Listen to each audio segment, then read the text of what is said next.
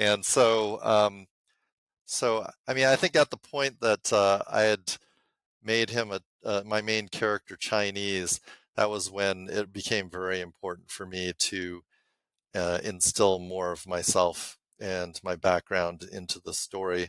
Now, and I think one of the reasons I had avoided doing it for so long was because um, a lot of what was being published at the time were like all of these um,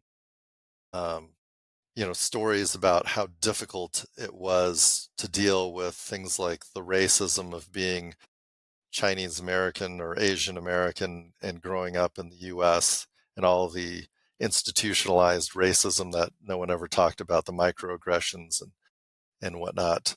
And I was like, well, I don't really feel like me being myself, having moved to white suburban Denver in, you know, when I was less than a year old, how can I speak for a culture of over 1 billion people? But I've since come to realize, you know what?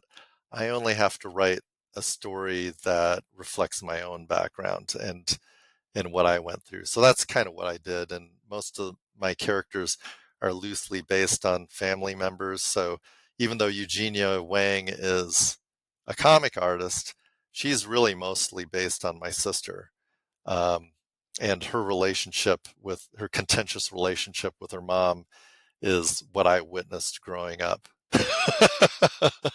between my sister and mom.